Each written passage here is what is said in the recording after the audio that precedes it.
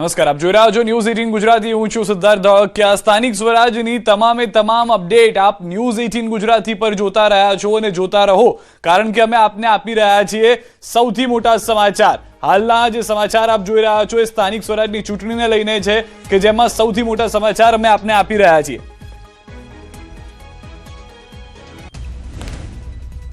તો સ્થાનિક સ્વરાજ્યની ચૂંટણીને લઈને ભાજપની પ્રથમ યાદી જાહેર। સુરેન્દ્રનગર મનપાના ઉમેદવારોની યાદી ભાજપે જાહેર કરી છે। સુરેન્દ્રનગર મનપાના 13 વોર્ડના ભાજપ ઉમેદવારોની જાહેરાત।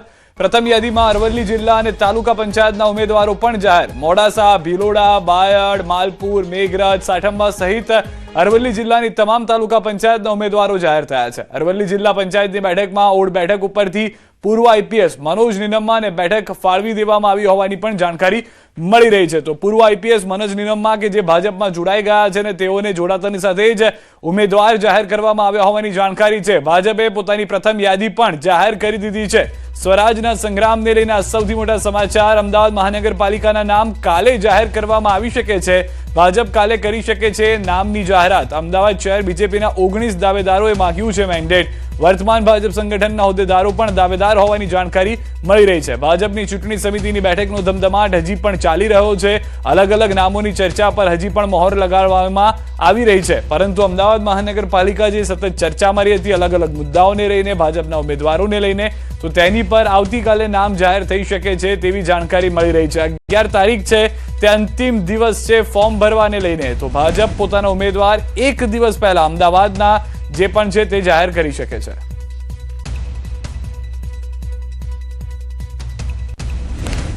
ભાજપની ચૂંટણી સમિતિ બેઠકનો ધમધમાટ। અમદાવાદ મનપાના નામ કાલે જાહેર થઈ શકે છે। બીજી તરફ સ્થાનિક સ્વરાજની ચૂંટણીને લઈને સુરેન્દ્રનગર મહાનગરપાલિકાના ઉમેદવારોની યાદી જાહેર કરી દેવામાં આવી છે। સુરેન્દ્રનગર મનપાના 13 વોર્ડના ભાજપ ઉમેદવાર જાહેર થઈ ચૂક્યા છે। અરવલ્લીના ઉમેદવારોના પણ નામ જાહેર કરવામાં આવ્યા છે।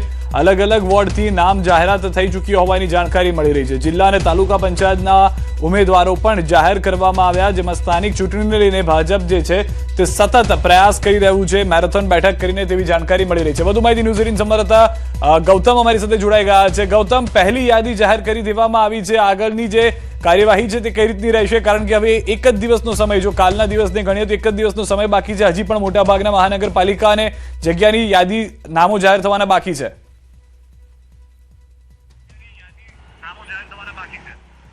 બિલકુલ સિદ્ધાર્થ, 11 તારીખ છેલ્લી છે સ્થાનિક સ્વરાજ્યની ચૂંટણીમાં ઉમેદવારી પત્ર ભરવા માટેની, અને તે વચ્ચે ભારતીય જનતા પાર્ટીએ છેલ્લા 3 દિવસથી કશમકશ મહેનત કરી રહ્યું છે। ઉમેદવારો પસંદગી માટેની મેરેથોન બેઠકો કરી રહ્યું છે। 7 તારીખથી આ બેઠકની શરૂઆત થઈ છે, જેમાં સૌપ્રથમ ઉત્તર ગુજરાત અને ત્યારબાદ સૌરાષ્ટ્રના કેટલાક જિલ્લાઓનો સમાવેશ મંથનની અંદર કરવામાં આવ્યો હતો। ગઈકાલે પણ મોડી રાત સુધી એટલે કે 12:30 વાગ્યા સુધી આ બેઠક જે છે તે ચાલી હતી। આજે પણ વિધિવત રીતે 11 વાગ્યા સુધી આ બેઠક જે છે તે ચાલી રહી છે।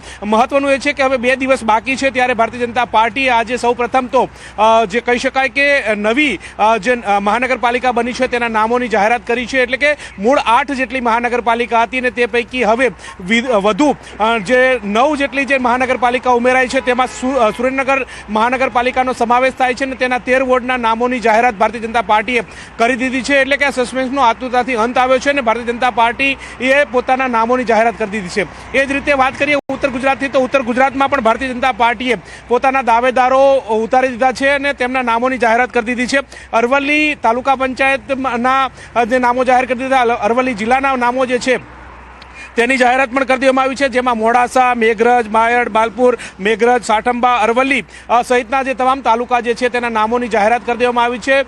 2 નગરપાલિકા છે તેના નામો પણ જાહેર કરી દેવામાં આવ્યા છે। એટલે કે આમ જે આતુરતાપૂર્વક રાહ જોવામાં આવતી હતી તેનો અંત આવ્યો છે।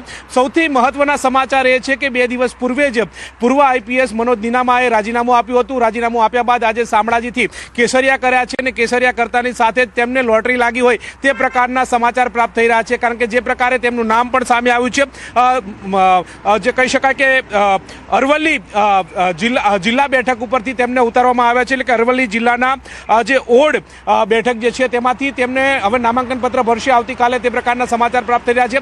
તેમના નામની જાહેરાત કરવામાં આવી છે નવા જે નામો જાહેર થયા છે તેમાં। અને એટલે કે જે 2 દિવસ પહેલા જ પૂર્વ આઈપીએસ મનોજ નિનમ્માએ રાજીનામું આપ્યું હતું ને તેમને હવે ભારતીય જનતા પાર્ટીએ વિધિવત રીતે ઉતાર્યા છે। મહત્વનું સાથે સાથે એ છે કે હવે અમદાવાદમાં સૌથી મોટી મહાનગરપાલિકા છે તેના નામો ક્યારે જાહેર થશે તે અંગેનું સસ્પેન્સ જે છે તે હજુ પણ યથાવત રીતે લાગી રહ્યું છે, કારણ કે ગઈકાલે આવતીકાલે પણ હજુ એક દિવસ જે પાર્લામેન્ટરી બોર્ડ જે છે તેનો સમય અવધિ વધારવામાં આવી છે, એટલે કે આવતીકાલે પણ ભારતીય જનતા પાર્ટીની પ્રદેશ જે સમિતિ જે છે તે મહાનગરપાલિકા માટે મંથન કરવામાં આવશે અને તે અંતર્ગતની વાત કરીએ તો તેમાં અનેક નામો જે છે તે ચર્ચાઈ રહ્યા છે. એમાં નામોમાં કોને સમર્થન મળે છે તે પ્રકારની વાત છે. આ વચ્ચે મહત્વના સમાચાર એ પણ આવી રહ્યા છે કે ભાજપે 23 જેટલા હોદ્દેદારો જે છે અમદાવાદ મહાનગરપાલિકાના તેમને ટિકિટની દાવેદારી કરી છે. તેમાં 19 જેટલા દાવેદારોએ મનપાની ચૂંટણી માટેનું મેન્ડેટ માંગ્યું છે. એટલે કે આમ જોવા જઈએ તો ભારતીય જનતા પાર્ટી એક પદ એક હોદ્દાની વાત કરતું હોય છે, ત્યારે આ જે મેન્ડેટ માંગવામાં આવ્યું છે તેને કેટલું સમર્થન આપે છે,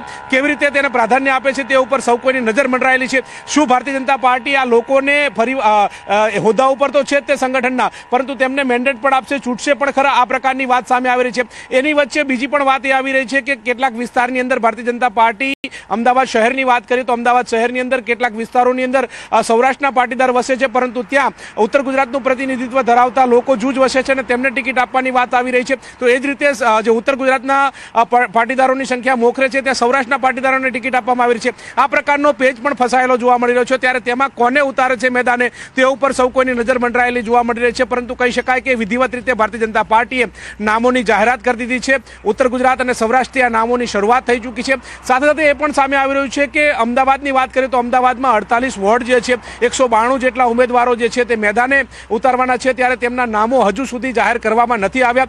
આવતીકાલે તેને લઈને મંથન થશે, એટલે કે આવતીકાલ સાંજ સુધીમાં તમામ પેજ ક્યાં ફસાયેલો છે? વારંવાર એક જ સવાલ ઉઠી રહ્યા છે કે એટલી મેરેથોન બેઠક થઈ રહી છે, અમદાવાદ મહાનગરપાલિકાને લઈને ઉમેદવારોના નામ જાહેર કરવામાં એક દિવસ એક્સટેન્ડ કરવો પડી રહ્યો છે. પેજ ક્યાં ફસાયો છે? અહીંયા આગળ ડિમાન્ડ એટલી બધી છે, માંગ એટલી બધી છે કે પછી લોબિંગ ચાલી રહ્યું છે?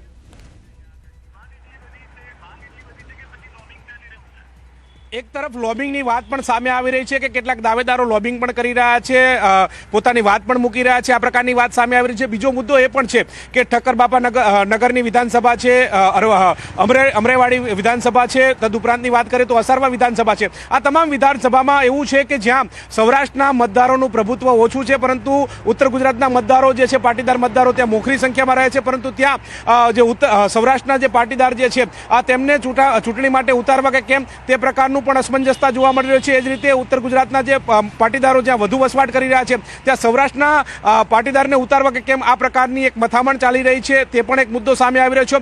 વાત સામે એ પણ આવી રહી છે કે જે સ્થાનિક સ્વરાજ્યની ચૂંટણી અંતર્ગત અને ભારતીય જનતા પાર્ટી અગાઉ ચૂંટણી જાહેર થાય તે પહેલા સંગઠનની જાહેરાત કરી દીધી છે. વિવિધ હોદ્દાઓ જે છે તે ભારતીય જનતા પાર્ટીના હોદ્દેદારોને આપ્યા છે. તેમાંથી 23 જેટલા હોદ્દેદારો જે છે તેમણે ભારતીય જનતા પાર્ટીના આજે સ્થાનિક સ્વરાજ્યની ચૂંટણી અંતર્ગતની મેન્ડેટ માંગવાની માંગણી કરી છે. ત્યારે ભારતીય જનતા પાર્ટી એક પદ એક હોદ્દાની વાત કરતું હોય છે, ત્યારે તેને ઉતારવા કે કેમ તે અંગેનું પણ અસમંજસતા જોવા મળી રહી છે. તેમાં પણ પેજ ફસાયેલો હોય તે પ્રકારે લાગી રહ્યું છે. પરંતુ વાત એ છે કે અમદાવાદમાં 192 જેટલી બેઠકો જે છે 48 વોર્ડ છે. 48 વોર્ડ જી ગૌતમ, તો અહીંયા વાત એ સ્પષ્ટ થઈ રહી છે કે હજી પણ એક દિવસનો સમય લાગી શકે છે. જે રીતની મેરેથોન બેઠક થઈ રહી છે, અમદાવાદ મહાનગરપાલિકા ફરી એક વખત ઉમેદવારોને લઈને ભાજપ માટે મથામણનું સાબિત થઈ રહ્યું છે. અમદાવાદથી સમાચાર. ચાંદખેડા વોર્ડના કોંગ્રેસ પ્રમુખે ઠાલવ્યો છે બળાપો. કોંગ્રેસ ઉમેદવારો જાહેર કરે તે પહેલા જ લેટર બોમ્બ. નેતાઓની આસપાસ ફરતાને ટિકિટ ન આપવાની માંગ. પક્ષમાં કામ કરતા સનિષ્ઠ કાર્યકર્તાઓને ટિકિટ આપવાની માંગ. ઉમેદવારોના નામ પહેલા કોંગ્રેસમાં આંતરિક વિવાદ શરૂ થઈ ગયો છે. વોર્ડમાં પેરાશૂટ ઉમેદવાર ચાલશે નહીં, વોર્ડ પ્રમુખે તેવું કહ્યું છે. પેરાશૂટ ઉમેદવાર આવશે તો પરિણામ ભોગવવું પડશે. ચાંદખેડા વોર્ડના ઉમેદવારો જાહેર થાય તે પહેલા કોંગ્રેસ કાર્યકરોનો લેટર બોમ્બ વાયરલ થયો છે. અમદાવાદના ચાંદખેડામાં વોર્ડમાં કોંગ્રેસ દ્વારા ઉમેદવારોની સત્તાવાર જાહેરાત થાય તે પહેલા જ વોર્ડ પ્રમુખ જીતેન્દ્ર સોલંકીનો લેટર બોમ્બ વાયરલ થતા રાજકીય ગરમાવો છે. વોર્ડ પ્રમુખે બળાપો કાઢતા કહ્યું કે નેતાઓની આસપાસ ફરતા કે ભલામણ લઈને આવતા વ્યક્તિઓને બદલે પક્ષમાં નિષ્ઠાપૂર્વક કામ કરતા સ્થાનિક કાર્યકરોને ટિકિટ આપવી જોઈએ.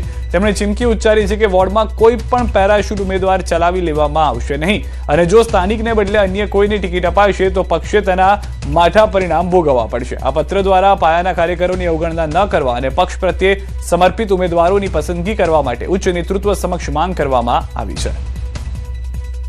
તો એક તરફ કોંગ્રેસમાં પણ ડખો જે છે તે જોવા મળી રહ્યો છે. અમદાવાદની અંદરના જે વોર્ડના પ્રમુખ છે તેમના તરફથી આ બળાપો ઠાલવવામાં આવ્યો છે. પાર્ટીના નિષ્ઠાપૂર્વક રહેલા, પાર્ટીની સાથે અત્યાર સુધી ઊભા રહેલા ઉમેદવારોની પસંદગી કરજો. જે વોર્ડ લેવલે સતત 15 વર્ષથી 20 વર્ષથી કાર્ય કરતા હોય, જે લોકો સોસાયટીઓમાં ફરતા હોય, ગ્રાસ લેવલે કામ કરતા હોય, વોટરોની સાથે ડાયરેક્ટ કોન્ટેક્ટમાં હોય, નહીં કે પ્રદેશના નેતાઓની આગળ પાછળ જબ્બા પકડીને કે એમના કોઈ કામ કરીને કે કોઈ નેતાની ભલામણથી ઉમેદવારો બારોબાર પ્રદેશ મોવડી મંડળ અથવા શહેર મોવડી મંડળ અથવા જે બી ત્યાં બેસીને ઉમેદવારો સિલેક્શન કમિટી હોય એવા ઉમેદવારોને અમારા વોર્ડમાં પસંદગી ના કરે. ન્યૂઝ 18 સમાચાર પ્રણવ પર અમારી સાથે જોડાઈ ગયા છે. પ્રણવ, અહીંયા ફરી એક વખત ચૂંટણી આવતા કોંગ્રેસ માટે અસમંજસની પરિસ્થિતિ એ છે કે મતદારો તો પછી પહેલા મનાઈ લઈએ, પહેલા જે છે પોતાના નેતાઓને કાર્યકર્તાઓને મનાવવા પડશે લિસ્ટ જાહેર થાય તે પહેલા.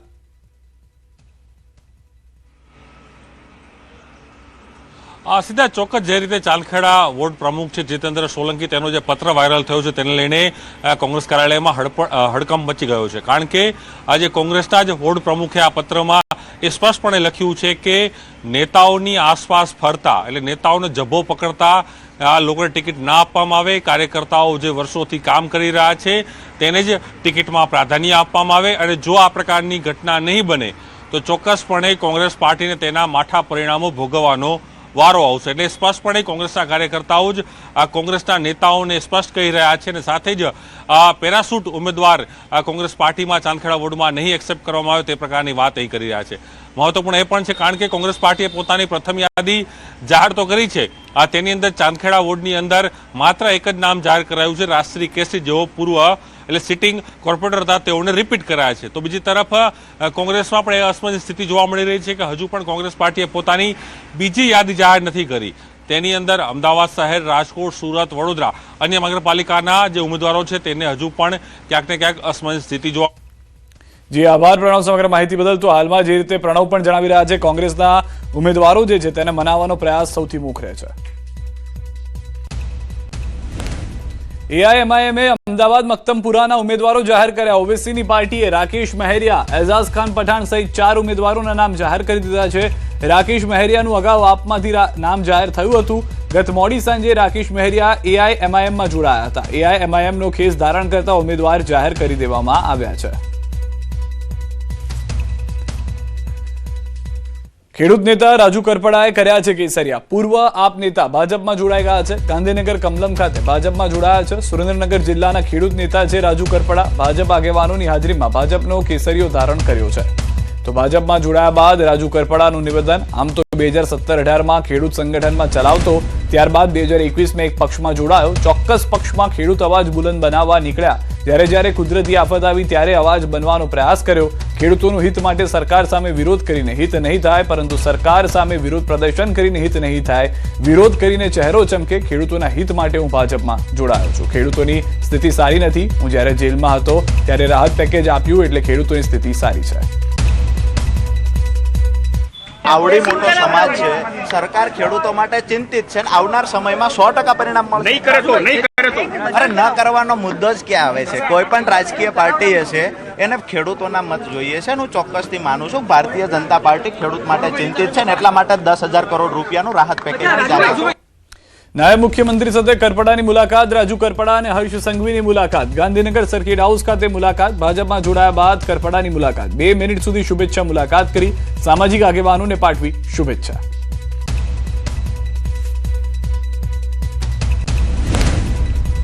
રાજુ કરપડાની ભાજપમાં એન્ટ્રી મુદ્દે કોંગ્રેસની પણ પ્રતિક્રિયા આવી છે. કોંગ્રેસ પ્રવક્તા મનીષ દોશીનું નિવેદન. ખેડૂત હિતની વાતો કરનાર નાની દુકાનમાંથી મોટી કંપનીમાં જોડાયા. કોંગ્રેસ આ ઘટનાથી કોઈ નવાઈ નથી લાગતી. આપ ભાજપની બી ટીમ છે એમ કહેતા હતા, તે વાત સાચી પડી. રાજુ કરપડાએ ખેડૂત હિત સાથે વિશ્વાસઘાત કર્યો છે.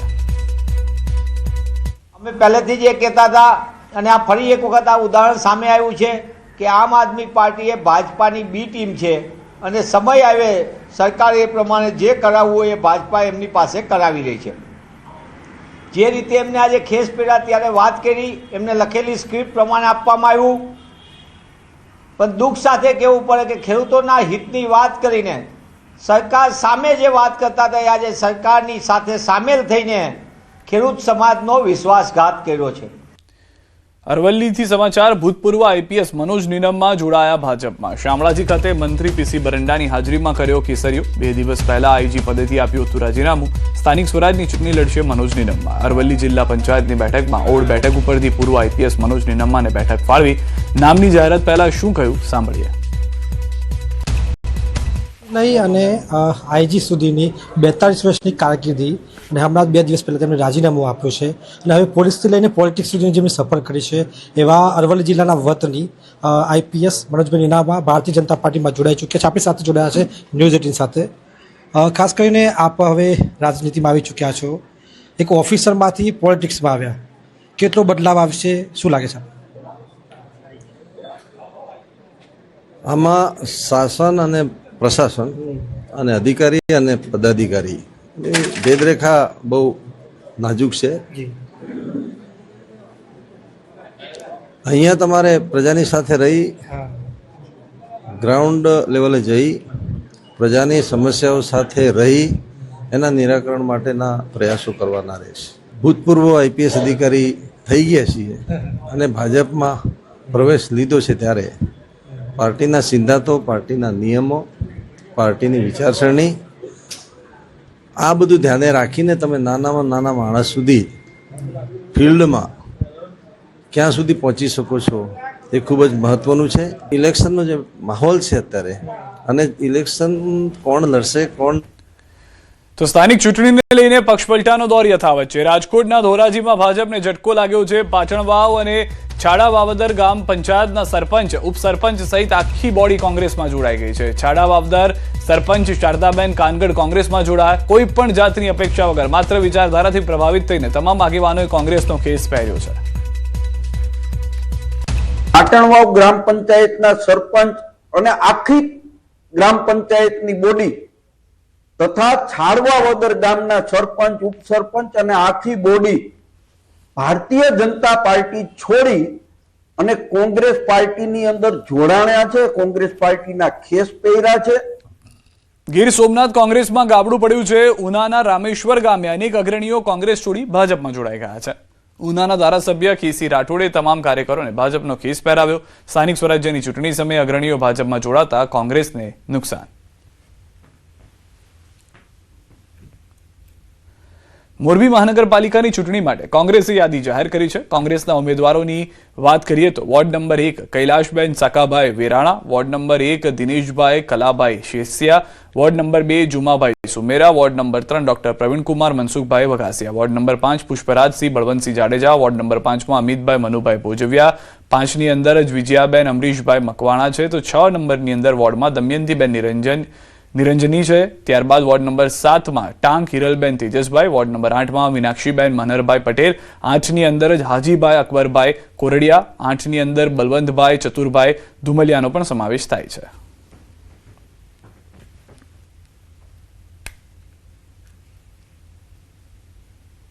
અને હવે વાત આનંદ અંબાણીના જન્મદિવસની ઉજવણીની.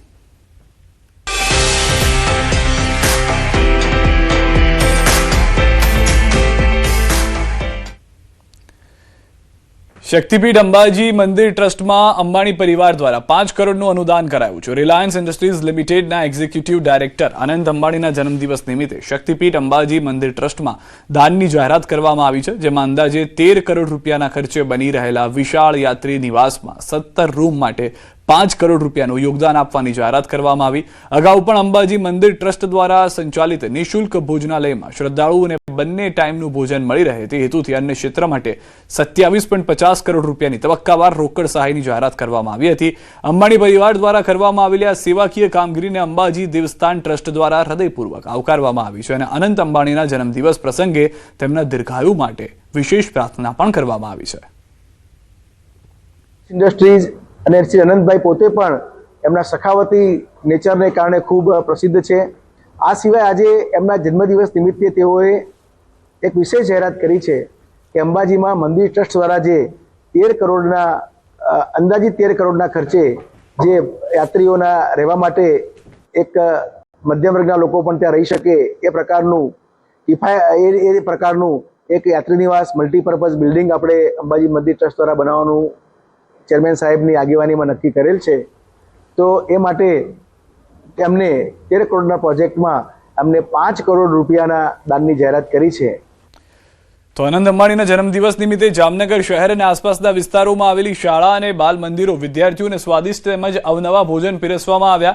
રિલાયન્સ દ્વારા અન્ન સેવા અંતર્ગત જામનગરની ભાગોળે આવેલ શિશુ મંદિર ખાતે પણ વિદ્યાર્થીઓને ઢોસા અને ગુલાબ જાંબુના મિષ્ટાન સાથે ભોજન કરાવવામાં આવ્યું. તો સાથે જ બાળકોને રિલાયન્સ દ્વારા ખાસ સ્ટીલની બોટલો પણ અપાઈ. આ રિટર્ન ગિફ્ટ મેળવીને બાળકો પણ ખુશખુશાલ જોવા મળ્યા. આજ રોજ રિલાયન્સ કંપનીના અનંતભાઈ અંબાણીનો આજે જન્મદિવસ છે. એમનો જે જન્મદિવસ છે એ સેવાના માધ્યમથી અન્ન સેવા એ ખાસ કરીને આજના દિવસે એમને આજના અમારા વિદ્યાલયમાં આજે 650 બાળકો છે એમને ભોજન લીધું છે. ભોજનમાં એમને મનગમતા બાળકોના ઢોસા અને સાથે જાંબુ એના લોકપ્રિય હોય છે. આજે એમનો જન્મદિવસ યાદગાર રહેશે. સાથે સાથે બાળકોને રિલાયન્સ પરિવાર દ્વારા એ રિટર્ન ગિફ્ટ તરીકે એક બોટલ છે, સ્ટીલની બોટલ છે, એ પણ એમને આપી છે. અને સાથે સાથે આજના જન્મદિવસે એમના 31 જેટલા શિક્ષણ કેન્દ્રો એ અનંત અંબાણીએ દત્તક લીધા છે. અનંત અંબાણીના જન્મદિવસ નિમિત્તે બાગેશ્વર ધામ ખાતે ભવ્ય ધાર્મિક અનુષ્ઠાનો યોજાયા. આ પ્રસંગે બાગેશ્વર સરકાર દ્વારા વિડીયો સંદેશ મારફતે શુભેચ્છાઓ પાઠવવામાં આવી અને તેમના દીર્ઘ આયુષ્ય તથા સુખાકારી માટે પ્રાર્થના કરવામાં આવી. ધામમાં વિશેષ ભોગ પ્રસાદ, સુંદરકાંડ પાઠ, 151 હનુમાન ચાલીસા, ગૌપૂજન અને કન્યા પૂજન સાથે વૈદિક વિધિ અનુસાર પૂજા યોજાઈ. શ્રદ્ધાળુઓ માટે પ્રસાદી ભોજનની વ્યવસ્થા કરવામાં આવી અને સમગ્ર કાર્યક્રમ શ્રદ્ધા અને ઉમંગ સાથે ઉજવાયો.